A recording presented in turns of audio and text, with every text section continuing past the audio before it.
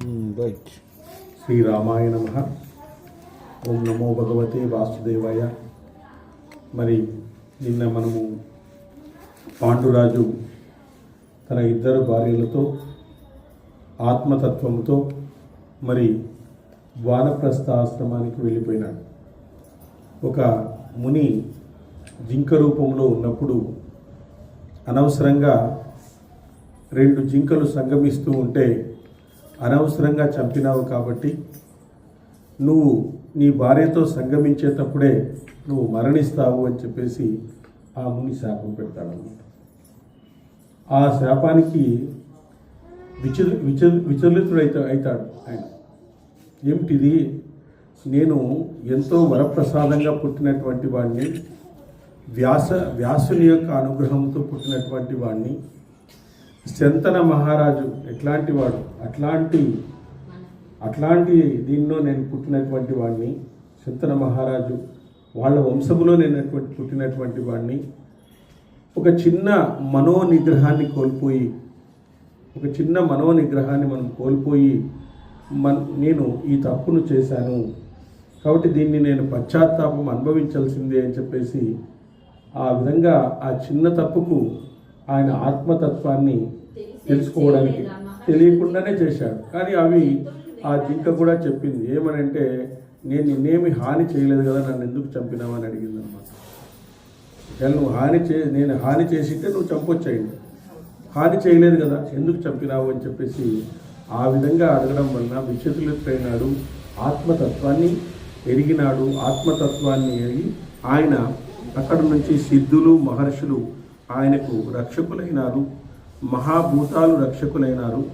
మహారాజు మిట్టపల్లాలపై నివసించసాగాడు. మహారాజు ఇంద్రద్యుమ్న సరస్సును చేరి హంసకూటాన్ని అతిక్రమించి శతశృంగ పర్వతాన్ని చేరి తాపసి అయి తపస్సు చేయసాగినాడు. ఈ విధంగా అనేక బ్రహ్మ సిద్ధులు విచారణలు వీళ్ళు పోతున్నటువంటి మార్గంలో వెళ్ళి ఆయన లాస్ట్కి తాపసి అయి తపస్సు చేయసాగినాడు అని చెప్పేసి మనకు చెప్పడం అనేటువంటి జరుగుతుంది. అంటే ఈ కథలో మరి అమ్మవారి యొక్క కదలికలు వాళ్ళని ఆ విధంగా కదిలిస్తాయన్నమాట. అమ్మవారి యొక్క కదలికలు ఎప్పుడూ కూడా మనిషిని ఒక్కోసారి అధఃపాతాళానికి తొక్కుతాయి, ఒక్కోసారి అధఃపాతాల నుంచి తీసుకొని వస్తాయి. ఎందుకంటే ప్రకృతికి స్వరూపం అమ్మవారు. ఆ ప్రకృతి స్వరూపము ప్రకృతిలో ఉండేటువంటి గుణాలను బంధించేటట్టు చేస్తుంది. అమ్మవారి యొక్క కృప లేకుండా పోతే, అమ్మవారి యొక్క కృప మనకు ఉందనుకోండి, ప్రకృతి గుణాలను మనకు బంధించకుండా చేస్తుంది. ఆ గుణాలు బంధిస్తే చాలు, నీ జీవితం స్మాష్ అయిపోయినట్లే, వేరే అవసరమే లేదు. నీకేమి శాపం ఇవ్వాల్సిన పనిలే. సత్వగుణంలో ఉండేవానికి రజోగుణం ఇచ్చేస్తే చాలు, ఏదో ఒకటి తప్పు చేస్తాడు. రజోగుణంలో ఉండేవానికి తమో గుణం ఇచ్చేస్తే చాలు, ఆ గుణం ఇచ్చేస్తే వాడు ఆ విధంగా సమస్యల్లోకి వెళ్ళిపోతాడు. కాబట్టి అమ్మవారి తత్వాన్ని మనం ఇక్కడ తెలుసుకోవాలి. అమ్మవారు మొత్తం అంతటిని కూడా జగత్తునంతా కూడా పరిశీలిస్తూ ఉంటుంది. ఆ విధంగా ఏ తప్పు చేసినప్పటికీ కూడా శిక్షను మనం అనుభవించాల్సిందే అనేటువంటిది మహాభారతంలో మనకు తెలుస్తూనే ఉంది. మహాభారతంలో ప్రతి ఒక్కరూ తాము చేసినటువంటి తప్పులకు శిక్ష అనుభవిస్తూనే ఉన్నారు వాళ్ళు. మరి ఇంత క్లియర్గా ఇది ఇతిహాసం, ఇది జరిగినటువంటిది, ఇదేదో కల్పితమో ఏదో కావ్యమో ఎవరో రాసినటువంటిది కాదు. ఈరోజు ఇది ఇతిహాసము, ఇది ఇలా జరిగింది. సో ఇలా జరిగినప్పుడు మనము వాటి పట్ల మనోనిగ్రహాన్ని కోల్పోకుండా ఆత్మ నియంత్రణతో స్థితప్రజ్ఞులుగా ఉండి కొంత స్థితప్రజ్ఞత కూడా అలవాటు చేసుకోవాలి. ఎందుకంటే భగవద్గీతలో భగవంతుడు చెప్తాడు, స్వల్పమల్పస్య ధర్మస్య త్రాయతే మహాద్భయాత్ అంటాడు. అంటే కొంత స్వల్పమల్పస్య ధర్మస్య, కొంత నువ్వు కర్మానుష్ఠానము చేస్తే కూడా నీకు మహాభయాల నుంచి, మహా సంసార భయాల నుంచి నిన్ను పడతోస్తాను అంటాడు. కొంతలో కొంతైనా నువ్వు ధర్మానుష్ఠానం చేసినప్పుడే స్వల్పమల్పస్య ధర్మస్య అంటాడు. సాంఖ్యయోగంలో కూడా చెప్తాడు ఈ విధంగా. కాబట్టి కర్మానుష్ఠానం అంటే దేనికి అంటకోకుండా జీవించు. నువ్వు ఒక పని చేసిన తర్వాత దాని రిజల్ట్ని ఎప్పుడు ఎక్స్పెక్ట్ చేయొద్దు, దానికి పట్టుకోవద్దు, అది భగవంతునికి వదిలేయి. దానికోసం ఎక్స్పెక్ట్ చేయదు, ఈ ఫలితం నాకు రావాలనేటువంటి దాన్ని నువ్వు ఎప్పుడు మనసులో అనుకోవద్దు. సో కర్మను వదలొద్దు, కర్మఫల త్యాగాన్ని వదులు అంటాడు. కర్మఫల త్యాగాన్ని వదిలేస్తే నువ్వు ఆనందంగా ఉంటావు. ఇప్పుడు నేను భారతం చెప్పినాను, నేను ఎలా చెప్పినాను అందరికీ అడుక్కొని పోతే ఎట్లుంటుందో అట్లుంటుంది పరిస్థితి. కాబట్టి మనం ఏ పని చేసినా, ఏ పాట పాడినా, ఏ పని చేసినా దాని ఫలితాన్ని ఎప్పుడూ కూడా ఆశించవద్దు. ఆ ఫలితాన్ని ఆశించకుండా నువ్వు ఉండుబడి నీకు మనసు ఎంత సంతోషంగా ఉంటుందో అసలు చెప్పలేమన్నమాట. ఆ విధంగా ఉంటుంది.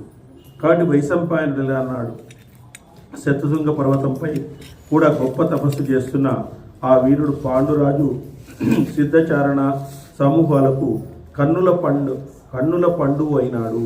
సో సిద్ధచారణులు అక్కడంతా కూడా ఆ సమూహాలు ఉన్నారు. ఆయన కూడా ఆత్మతత్వాన్ని ఎరిగినాడు కాబట్టి వాళ్ళతో కలిసి ఉన్నాడు. అక్కడంతా కూడా అక్కడే కలిసి ఉన్నాడు. జనమేజయ ఆ పాండురాజు పెద్దలను సేవిస్తూ అహంకారాన్ని విడిచినాడు. మనసును ఇంద్రియాలను అదుపులో ఉంచుకొని తన స్వశక్తితోనే స్వర్గలోకం పొందడానికి ఉద్యుక్తుడైనాడు.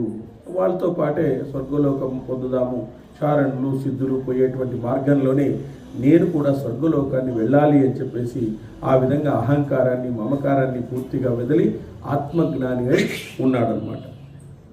కొందరికి తోబుట్టువులా కనిపించినాడు ఆయన, కొందరికి మిత్రుల్లా కనిపించినాడు, మరికొందరి మహర్షులకు ఆయన్ను కన్నబిడ్డలాగా భావించినారు. ఇప్పుడు ఈ ఆత్మజ్ఞాని మంచిగానే కనిపిస్తాడు. భాగవతులు ఎట్లా కనిపిస్తారో అదేవిధంగా ఆత్మజ్ఞానికి మంచిగానే కనిపిస్తాడనమాట. కాబట్టి ఆ విధంగా అక్కడ ఉండేటువంటి వాళ్ళకంతా కూడా ఇష్టపడేటువంటి వ్యక్తిగా తయారైనాడు. భరతశ్రేష్ఠ జనమేజయ ఆ పాండురాజు చాలా కాలం నిష్కల్మషంగా తపస్సు చేసి బ్రహ్మ ఋషులతో సమానుడైనాడు. చూడు, ఒక చిన్న సంఘటన ఆయన్ని కదిలించిందనమాట. ఆయన్ని కదిలించి మరి ఆ స్థితికి చేరిస్తుంది. ఆయన ఒక బ్రహ్మ సమానులు, బ్రహ్మణులతో సమానులు, బ్రహ్మ ఋషులతో సమానమైనటువంటి వ్యక్తిగా అక్కడ తయారైనాడు పాండురాజు. ఒక అమావాస్య నాడు వ్రతదీక్షలు గల మహర్షులందరూ కలిసి బ్రహ్మను సందర్శించాలనే కోరికతో వాళ్ళందరూ కూడా బ్రహ్మలోకానికి బయలుదేరినారు. ఒక అమావాస్య రోజు ఈ బ్రహ్మను సందర్శిస్తాం మనము, ఈ చారణులు సిద్ధులు వెళ్ళేటువంటి మార్గంలో మనం కూడా వెళుదామని చెప్పేసి అనుకున్నారు. ఆ రోజు ప్రయాణమైన ఋషులను చూసి పాండురాజు ప్రవక్తల్లో శ్రేష్ఠులైన మీరు ఎక్కడికి వెళ్తున్నారు, మీరంతా ఎక్కడికి వెళ్ళాలని ప్లాన్ వేసుకుంటున్నారు, ఏదో మాట్లాడుకుంటున్నారు, ఇట్లా అమావాస్య రోజు పోవాలని చెప్పేసి మీరు ఎక్కడికి వెళ్తున్నారు అని చెప్పేసి అడిగినాడు. ఋషులు అన్నారు, నేను బ్రహ్మలోకంలో పెద్ద సభ జరుగుతాను, మహాత్ములైన దేవతలు ఋషులు పితరులందరూ కలుస్తున్నారు, బ్రహ్మదేవుణ్ణి చూడాలని మేము కూడా అక్కడికి వెళ్తున్నామయ్యా అని చెప్పినాడు. అప్పుడు వైశంపాయన వెంటనే పాండురాజు లేచి మహర్షులతో కూడా వెళ్ళదలుచుకున్నాడు. స్వర్గలోకపు అంచులను దాటి పోవాలనుకుని శతశృంగం నుంచి భార్యలతో పాటు ఉత్తరాముఖుడై బయలుదేరినాడు. అది చూసి ఉత్తరానికి వెళ్తున్న మహర్షులు ఆయన తేలన్నారు. ఈయనేమన్నాడు, మాద్రి కుంతిని పిలుచుకొని కూడా ఈయన కూడా రెడీ అయిపోయినాడు. వాళ్ళు ఒక పక్క పోతుంటే ఈయన ఒక పక్క వెళ్ళడానికి ఉత్తర మార్గంగా వెళ్ళడం అనేటువంటిది రెడీ చేస్తున్నారు.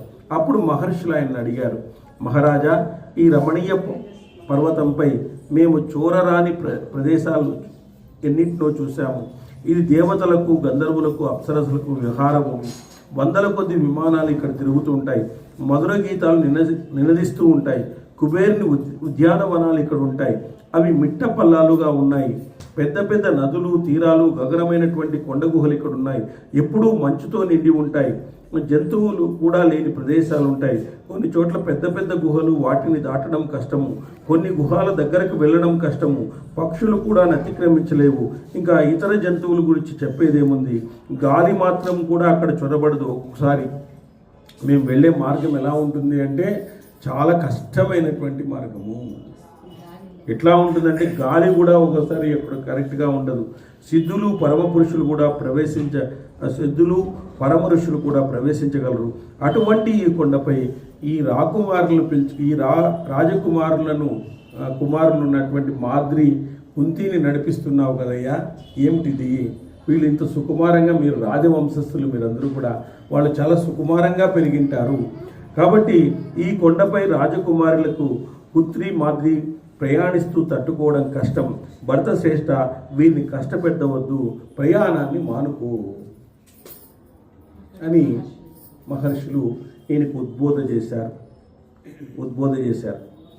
అప్పుడు పాండురాజులు అన్నాడు, మహానుభావులారా, సంతానహీనునకు స్వర్గలోక ద్వారము మూయబడి ఉంటుందని అంటారు. నేను కూడా సంతానం లేనివాడినే. అది నన్ను బాధిస్తుంది. నేను ఇంతవరకు పితృరుణానికి విముక్తి పొందడం లేదు. అంటే మనిషి మామూలుగా 5 రుణాలు తీర్చుకోవాలి. అందులో పితృరుణం అంటే సంతాన భాగ్యము ఖచ్చితంగా ఉండాలి. అంటే సంతానం అంటే దత్తత కూడా తీసుకోవచ్చు, అది కూడా సంతాన భాగ్యమే, లేదు అని మనం అనుకోకూడదు. సంతాన భాగ్యం అంటే దత్తత కూడా తీసుకొని పెంచుకోవచ్చు. పితృరుణాన్ని వాడు కూడా తీరుస్తాడు, ధర్మశాస్త్రాల్లో ఉంది. అనేక రకాలుగా సంతానాన్ని మనం పొందవచ్చు. పితృరుణము, దేవరుణము, ఋషి రుణము, అతిథి రుణము, భూత రుణం, ఈ 5 రుణాలు ఖచ్చితంగా తీర్చుకోవాలి. కానీ శాస్త్రంలో ఒకవేళ మనకు కొడుకు లేడనుకోండి, అంటే పుత్ అనేటువంటి నరకం నుంచి వాడు కాపాడుతాడు, పున్నామ నరకం నుంచి కాపాడుతాడు. కాబట్టి ఆ కొడుకు ఉండడం వల్ల వీనికి పితృరుణం తీరుతుందన్నమాట. పితృరుణం, పితృకార్యాలు చేయడము, కొడుకు ఉండడం వల్ల అతని యొక్క సంతానాభివృద్ధి ముందుకు వస్తుంది. అలాంటి ధర్మం కానీ ఇవన్నీ కూడా ముందుకు వస్తాయి. కాబట్టి ఒక్కోసారి మనము సంతానం లేదు అనేటువంటిది మనలో ఉంటుంది. దత్తత కూడా తీసుకోవచ్చు. ఎవరైనా దత్తత తీసుకొని కూడా ఆ విధంగా చిన్నప్పుడే దత్తత తీసుకొని వాళ్ళు పెంచుకోవచ్చు. అది పితృరుణం తీరుస్తాడు, వాడు ఖచ్చితంగా తీరుస్తాడు. మనకు పిల్లలు లేరని బాధపడాల్సిన పని లేదు, తీసుకోవచ్చు. ధర్మశాస్త్రాలు ఒప్పుకుంటున్నాయి, దత్తత ఉంది, తీసుకుని చేయొచ్చు.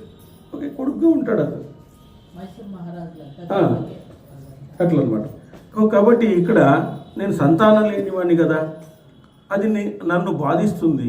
నేను ఇంతవరకు పితృరుణం నుంచి విముక్తి పొందలేదు, దానితో కలపడుతున్నాను, మీకు నివేదిస్తున్నాను. ఈ పితృరుణం లేనివాటువంటి వాళ్ళు బ్రహ్మలోకానికి వెళ్ళవచ్చా? తీర్చలేనటువంటి వాళ్ళు, అంటే కొడుకు లేనటువంటి వాళ్ళు బ్రహ్మలోకానికి వెళ్ళవచ్చా? ఎందుకంటే ఇప్పుడు కొన్ని చోట్ల మనకు కొన్ని విషయాల్లో కొన్ని రూల్స్ అండ్ రెగ్యులేషన్స్ ఉంటాయి. ఇప్పుడు మన గ్రామ పంచాయతీలో 3 పిల్లలు ఉంటే నామినేషన్ వేసేయలేదు, 2 ఉండాలి. అట్లా కొన్ని రూల్స్ ఉంటాయి. ఆ రూల్స్ అతిక్రమించకూడదు అన్నది. ఇప్పుడు సపోజ్ నువ్వు అమెరికా అధ్యక్షుడు కావాలనుకో, నువ్వు అక్కడ సిటిజనుడుగా ఉండాలా, ఊరికే పోయి నామినేషన్ వేసే కాదు. అట్లా ఇవన్నీ కొన్ని రూల్స్ ఉంటాయి. బ్రహ్మలోకానికి వెళ్ళడానికి కూడా రూల్స్ ఉన్నాయి కొన్ని. పితృరుణం తీర్చుకోకపోతే లేవు, ద్వారాలు మూతపడతాయి. సో కాబట్టి పితృరుణం, నా శరీరం నశించిన తర్వాత నా పితరులు కూడా పతితులు కాగలరు. మనిషి 4 రుణాలతో కలిసి ఈ లోకంలో జన్మిస్తాడు. చూడండి ఎంత గొప్ప ఆలోచన చేసినాడు ఆయన. ఓ పితృరుణం తీర్చుకోవాలా, భరతం మనకు అదే చెప్పేది. ఈ 4 రుణాలు, ఒకవేళ భూత రుణం తీసుకోపోయినా పర్వాలేదు, కానీ ఈ 4 రుణాలు మాత్రము ఖచ్చితంగా తీర్చుకోవాలా అని చెప్పేసి భారతం మనకు పదే చెప్తుంది అనమాట. పితృరుణము, దేవరుణము, ఋషి రుణము, మనుష్య రుణము. మనుష్య అంటే అతిథి రుణం. అంటే మనుష్య రుణం అంటే ఏమి?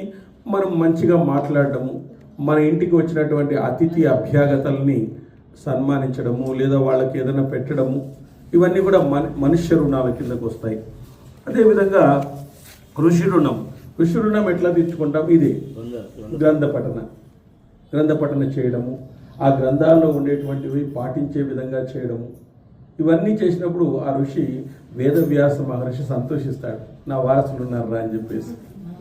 నా వారసులు ఉన్నారప్ప, కలియుగంలో కూడా నా వారసులు తయారైనారు అని చెప్పేసి ఆయన కూడా కొన్ని విషయాలు మనకి మనసులోకి జొప్పిస్తాడు.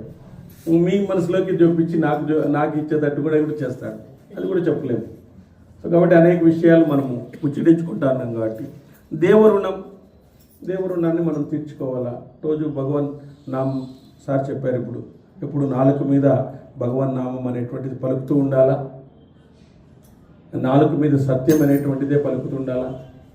ఎందుకంటే భగవంతుడు అనన్యా చింతయన్ స్తోమ ఏ జనా పర్యుపాస్తే అంటే అనన్యా చింతయన్ స్తోమ అంటే ఏమి?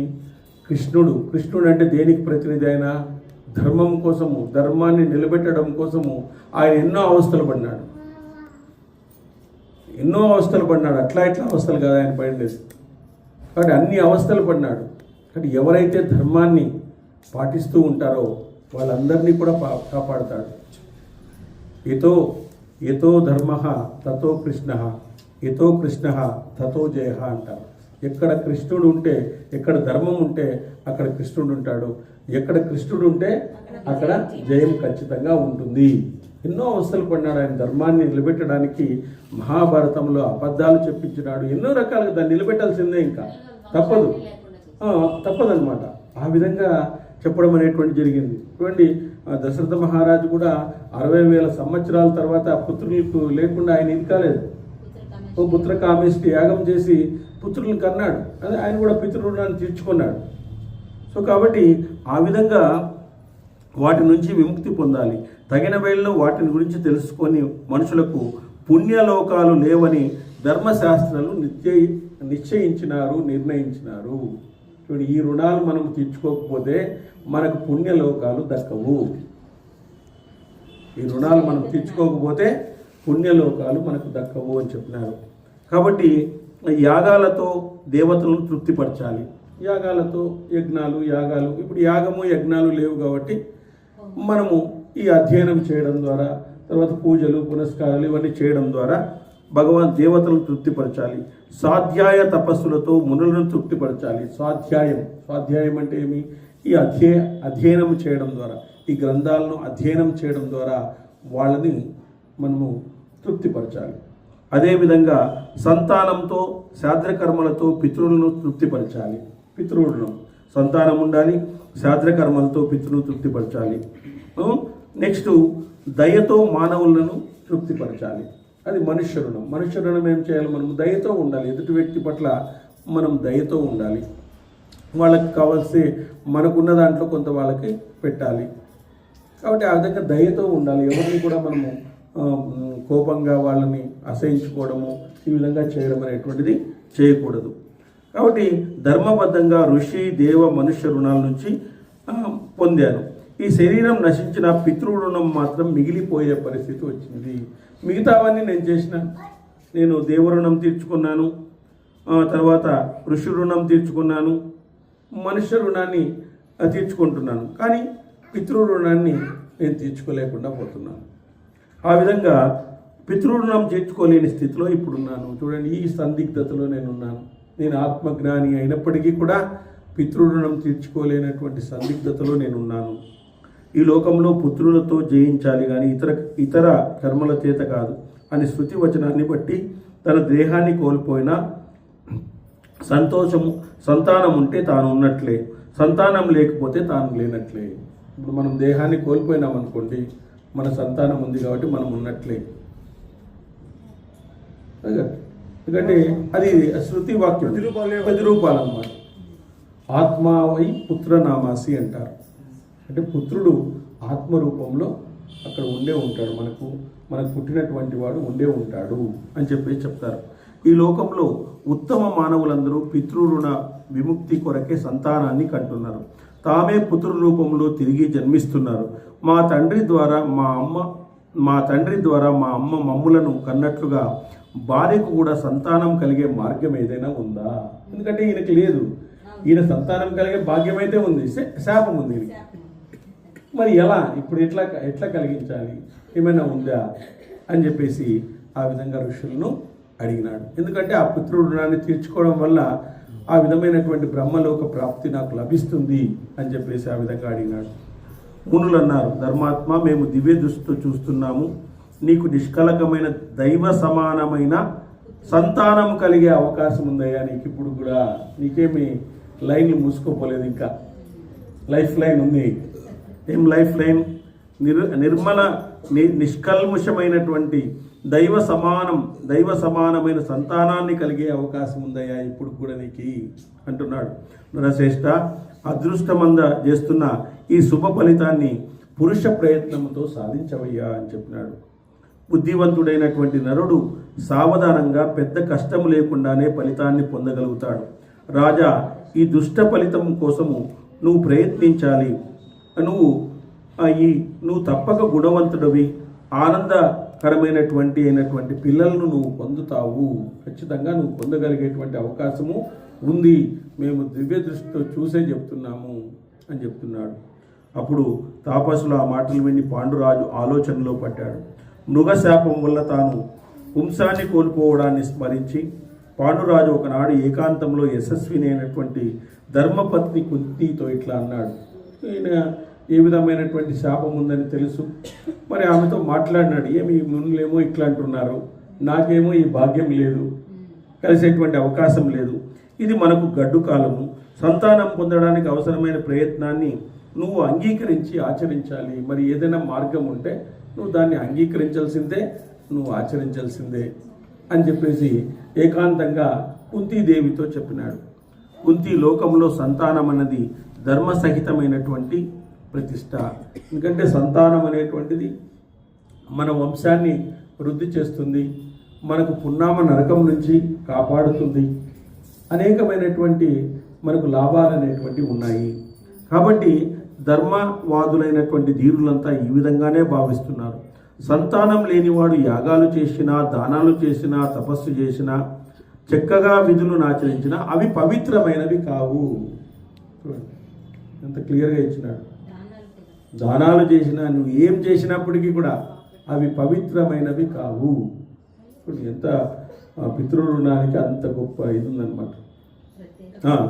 ప్రత్యేకమైనటువంటి యాగాలు చేసిన, దానాలు చేసిన, తపస్సు చేసిన, విధులను ఆచరించిన అవేవి పవిత్రమైనవి కావు. అవేవి కూడా నీకు ఫలితాన్ని ఇవ్వవు. నిర్మలంగా నవ్వగల కుంతి ఆ విషయాన్ని గ్రహించి సంతానహీనుడైన నేను శుభలోకాలు పొందలేనని భావించి నిరంతరము ఆలోచిస్తున్నాను. చూడండి, నేను సంతానహీనుడు, ఇప్పుడు ఇన్ని ఆత్మజ్ఞానాన్ని తెలుసుకున్నాను. నేను మరి ఋషులతో సమానంగా బ్రహ్మచర్యాన్ని బ్రహ్మకు సమానమైనటువంటి తేజస్సును నేను పొందినాను. కానీ ఈరోజు మాకు బ్రహ్మలోకం యొక్క ద్వారాలు నాకు మూసుకొని పోతున్నాయి. ఈ చిన్న కారణంతో మూసుకొని పోతున్నాయి. నేను దురదృష్టవంతుణ్ణి. మృగ శాపం వల్ల పిల్లలు కనలేని స్థితికి వచ్చాను. బయశీల మైథునంలో ఉన్నటువంటి మృగాన్ని చంపినందువలన నేను ఈ విధంగా సంతానోత్పత్తిని ఈ విధంగా కోల్పోయినాను. కాబట్టి కుంతి ధర్మశాస్త్రాన్ని అనుసరించి 6 బంధుదయాదులు 6 అబంధుదయాదులు ఆస్తికి వారసులు కాగలరు. ఆస్తికి కూడా వీళ్ళే 6 బంధుదయాదులు 6 అబంధుదయాదులు ఆస్తికి వారసులవుతారు. సొంత కొడుకు తన భార్యకే ఇతరుల వలన పుట్టిన వాడు దౌహితుడు, కూతురు కొడుకు, ఆ విధంగా మరుమునువు చేసుకున్న స్త్రీ కొడుకు, కానితుడు తాను వివాహమాడిన స్త్రీకి వివాహం ముందే పుట్టినటువంటి వాడు, సోదరి కొడుకు, 6 బంధుదాయాదులు అంటవి. వివాహానికంటే ముందుగా పుట్టినటువంటి వాడు, కూతురు కొడుకు, ఈ విధంగా వీళ్ళందరూ కూడా బంధుదాయాదులు అంట. వీళ్ళందరూ కూడా అబంధుదాయాదులు కూడా కొంతమంది ఉన్నారు. వాళ్ళు ఆస్తికి వారసులు అవుతారు కానీ ధర్మానికి వారసులు కారు. శర్విణికి వివాహమైన ఉత్తమే ద్వారా పుట్టిన కొడుకు 6వ వాడు, అందుకే కుందుడని వ్యవహారము. దత్తపుత్రుడు కొనబడినటువంటి వాడు స్వయంగా నేను నీ కుమారునంటూ వచ్చినవాడు, గర్భవతి అయిన స్త్రీని పెండ్లాడిగా పుట్టినవాడు, తన వంశంలో పుట్టినవాడు, తనకంతా తక్కువ కులం స్త్రీకి ద్వారా పుట్టినవాడు. వీరు అబంధుదాయాదులు. వీళ్ళంతా అబంధుదాయాదులు. వాళ్ళు బంధువులు కాదు, వాళ్ళు వారసులు అవుతారంట, ఆస్తికి వారసులు అవుతారు. ఈ క్రమంలో ముందు వారు లభించకపోతే తర్వాత వారికి ప్రాధాన్యం లభిస్తుంది. వాళ్ళే లేరనుకోండి, తర్వాత వాళ్ళకి ప్రాధాన్యం లభిస్తుంది. తనకన్నా ఉత్తమమైన పురుషుని ద్వారానే సామాన్యులు సంతానాన్ని కోరుకుంటాడు. కుంతి మానవుడు తన ద్వారా కాకపోయినా మరొక ఉత్తముని ద్వారా పుత్రులు పొందవచ్చు, అది ధర్మ ఫలితాన్ని ఇస్తుంది. స్వయంభూ మనువు ఈ విషయాన్ని చెప్పినాడు. సో మానవులు తన ద్వారా కాకపోయినా మరొకరి ఉత్తమ నరుని ద్వారా పుత్రులు పొందవచ్చు, అది ధర్మ ఫలితాన్నే ఇస్తుంది. స్వయంభూ మనువు ఈ విషయాన్ని చెప్పినాడు. కాబట్టి యశస్విని, నేను పిల్లలు కనలేను కాబట్టి నిన్ను మరొకరి ద్వారా ఏమైనా కూడా మనకు పిల్లలు కలిగేటువంటి నా ద్వారా, నా అంతటి వాణి ద్వారా కానీ, నాకంటే శ్రేష్టమైనటువంటి ద్వారా కానీ ఏమైనా సంతానాన్ని పొందడానికి అవకాశం ఉందా మనకు అని ఆయన అడిగాడు. ఈ విధంగా అడిగిన తర్వాత వైశంపాయనుడు మహారాజా, పాండురాజు ఇలా అన్న తర్వాత కురువంశ శ్రేష్ఠుడు, వీరుడు, భూపాలుడైనటువంటి తన భర్తతో కుంతి ఇలా అంది, ధర్మజ్ఞ, నువ్వు నాతో ఇటువంటి మాటలు అనవచ్చునా? నువ్వు ఇట్లాంటి మాటలు అనవచ్చునా? పరపురుషుని ద్వారా నేను సంతానం కలగాలని అంటున్నావే, అనవచ్చునా? నేను నీ ధర్మపత్నిని, తామరల వంటి కన్నులు గల నీయందే అనురాగం ఉన్నటువంటి వాడిని. నేను పరపురుషుని ఎరగని దాన్ని, నీయందే అనురాగం ఉన్నదాన్ని. మహానుభావు, భరతోత్తమ, మహావీర, నువ్వు నాయందు ధర్మబద్ధంగా వీరులైన పిల్లలను కనగలవు. మహాశ్రేష్ఠ కురునందన, నీతో పాటే స్వర్గానికి వెళ్తాను. నువ్వే సంతానం కోసం నాతో కలువు అని చెప్తాంది. నేను మనసులో కూడా నిన్ను తప్ప మరొకరిని నేను భావించను. ఈ లోకంలో నీకన్నా గొప్పడైనటువంటి మానవుడు, భర్త నాకు ఎవరూ లేరు అని చెప్పింది. ధర్మాత్మ, పురాతనమైన ఈ కథను విను. విశాల నేత్ర, నేను చెప్పబో ఈ కథకి అందరికీ తెలిసినదే అని ఒక కథను చెప్తున్నారు అన్నమాట. ఒకప్పుడు పుష్యితాశ్వరుడు అనేటువంటి ఒక మహారాజు ఉండేటువంటి వాడు. అతడు పరమధర్మాత్ముడు, పురువంశ వివర్ధనుడు కూడా. మహాపరాక్రమశాలి అయినటువంటి ఆ ధర్మాత్ముడు యాగం చేస్తుండగా దేవతలు దేవేంద్రులతోనూ దేవ ఋషులతోనూ కలిసి అక్కడికి వచ్చినారు. ఒక ఆయన కథ చెప్తాను.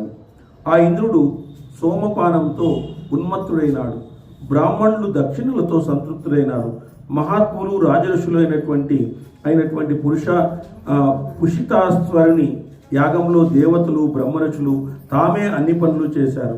రాజా దానితో పురుషాత్వరు సర్వ మానవుల కంటే మిన్నై ప్రకాశించినారు. అక్కడ దేవతలు వీళ్ళందరూ కూడా వచ్చినారు. అందరూ కూడా ఒక్కొక్క పని చేశారు యాగంలో.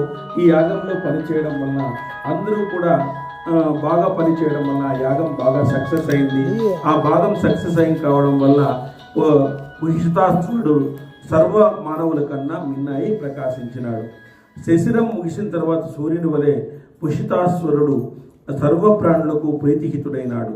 ఆయన అశ్వమేధ యాగం చేసి తూర్పు, దక్షిణ, పడమర, ఉత్తర దిక్కుల్లో ఉన్న రాజులందరినీ పరాక్రమశాలి అయి జయించి లోపరుచుకున్నాడు. ఆ యాగాన్ని చేసి కూడా ఆ పుషితాశ్వర మహారాజు 10 ఏనుగుల బలం కలవాడు. పురుశ్రేష్ఠ పురాణవేత్తలు ఏదో వృద్ధులై మానవోత్తములైనటువంటి పుషితాశ్వరుని గురించి ఇలా చెప్పుకున్నారు. పుషితాశ్వరులు సాగర పర్యంతమైనటువంటి ఈ భూమిని జయించి తండ్రి తన పిల్లలను కాపాడినట్లు సర్వ వరాల వారిని పరిపాలించినాడు. మహాయాగాలను చేసి బ్రాహ్మణులకు దక్షిణ ఇచ్చినాడు. మరి అనంత రత్నాలను కొని వచ్చి పురుషాత్ముడు ఎన్నో మహాక్రతువులు ఆచరించినాడు. అనేక సోమయాగాలను సమకూర్చి ఎంతో సోమరసాన్ని సంగ్రహించి అగ్నిహోత్రం మొదలైనటువంటి 7 విధాలైనటువంటి సోమయాగాలను కూడా అనుసరించినాడు.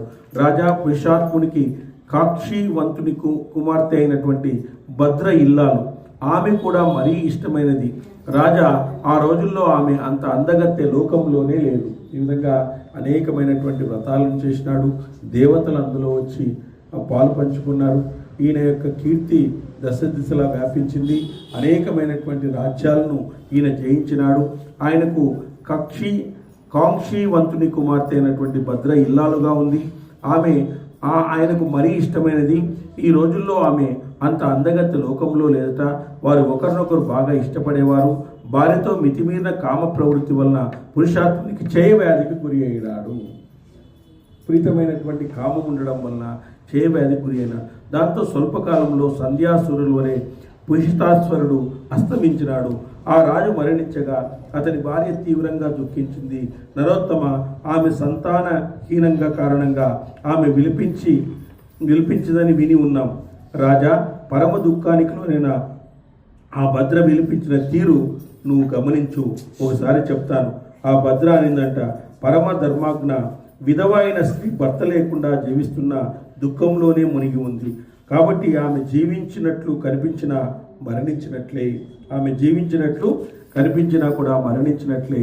క్షత్రియ శ్రేష్ఠ, భర్తను కోల్పోయిన స్త్రీకి మరణమే మంచిది. నేను కూడా ఈ మార్గాన్ని అనుసరిస్తాను. దయతో నన్ను కూడా తీసుకొని పో. నువ్వు లేకుండా క్షణకాలం కూడా నాకు బ్రతకాలని లేదు. రాజా, దయ చూపించు. ఇక్కడి నుంచి నన్ను తీసుకొని పో. నరశాద్రుల తిరిగి వచ్చే ప్రసక్తి లేకుండా వెళుతున్న నీ దారి సమమైన విషమైన నేను నీ వెంటే నడుస్తాను. నువ్వు లేనటువంటి అవసరం నా జీవితమే వద్దు ఇక అని చెప్పేసి ఆ విధంగా రాజా, నిత్యము నీకు లోబడి నీడలా అనుసరిస్తాను. నరశ్రేష్ఠ, ఎల్లప్పుడూ నీకు ప్రియమైన హితమైన వాటి నుంచి ఆసక్తి ప్రదర్శిస్తాను. రాజీవలోచన రాజా, నీ విరహంతో నేటి నుంచి హృదయాన్ని ఎండింపజేసి కష్టాలు మనోవేదనలు నన్ను చుట్టుముడతాయి. దురదృష్టవంతురాలైన నేను ఎన్ని జంటలను విడదీశానో ఆ కారణంగా నీతో నాకు వియోగం ఏర్పడింది. చూడండి, ఇట్లా వియోగం ఏర్పడుతోంది. నేనేం పాపం చేశాను? రాజా, భర్త లేకుండా 2 గడియలు జీవించిన ఆ పాపాత్మురాలు నరకంలో ఉన్నట్లు దుఃఖమైనటువంటి జీవితాన్ని గడుపుతుందట. గత జన్మలో నేను కలిసి ఉన్న వారి అందరినూ విడదీసి ఉంటాను. ఆ పాపకర్మల ద్వారా గత జన్మలోని సంచితమే ఈ రీతిగా నీ వియోగంతో దుఃఖాన్ని కల్పించింది. దుఃఖంలో మునిగిన నేను నేటి నుంచి నీ దర్శనానికి నిరసిస్తూ దర్భల మీద శయనిస్తాను. నరశ్రేష్ఠ, నాకు కనిపించు. సర్వేశ్వర, దీనంగా జాలిగా విలిపిస్తూ దుఃఖానికే నొచ్చుకున్న నా కర్తవ్యాన్ని ఉపదేశించు అని కుంతి ఆమె బాధపడినటువంటి దృశ్యాన్ని చెప్పిందంట. ఆయన భార్య ఆ శవాన్ని కౌగలించుకొని పదే ఆ విధంగా విలిపిస్తుండగా అశరీరవాణి పలికిందంట. అశరీరవాణి, ఆ కళ్యాణి లేచి వెళ్ళి, నీకు వరమిస్తున్నాను చారుహాసిని, నీ అందు నేను సంతానాన్ని కలిగిస్తాను అని చెప్పిందంట. అంత విలిపించిందంట. భర్తను ఈ విధంగా చూస్తూ విలిపించిందంట. ఆయన చనిపోయిన తర్వాత ఆ బాడీని పట్టుకుని ఆమె అంతగా విలిపించిందంట. విలిపిస్తూనే అప్పుడు అశరీరవాణి పలికిందంట, నేను కూడా చచ్చిపోతాను. నువ్వు చచ్చిపోయిన తర్వాత నాకేమి ఇక్కడ నేను ఉండాలా? భర్త చనిపోయిన తర్వాత 2 గంటలు ఉన్నప్పటికీ కూడా నాకేదో రకంగా ఈ లోకంలో ఉన్నట్టుగా ఉంది అని చెప్పేసి ఆ విధంగా అంటే అప్పుడు ఆకాశవాణి పలికిందంటే ఏమని, వరోహర, ఋతుస్నానం తర్వాత 8వ రాత్రి కానీ 14వ రాత్రి కానీ ఈ శయ్యపై ఈ నా శవంతో నిద్రించు. ఆ మాటలు విని పతివ్రత ఆమె ఆ విధంగా చేసింది.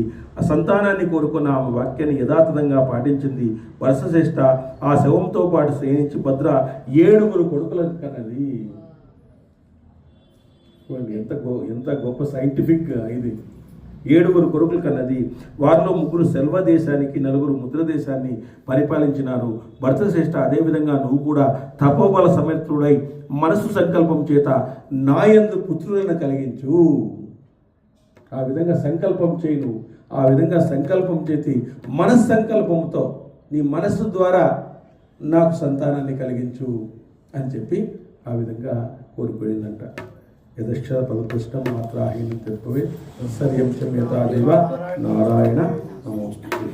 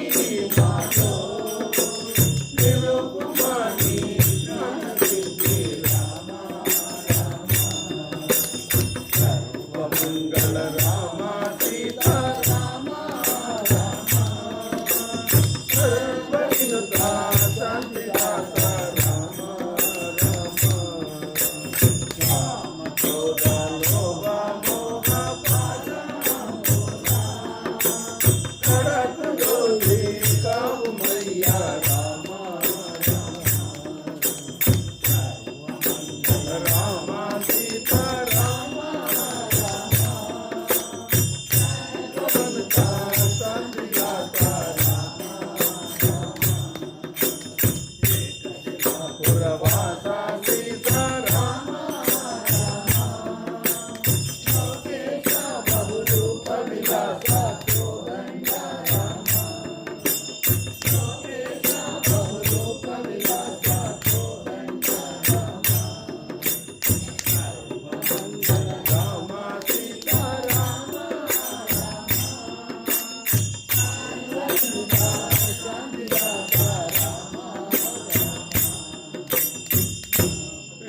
గోవింద నారాయణ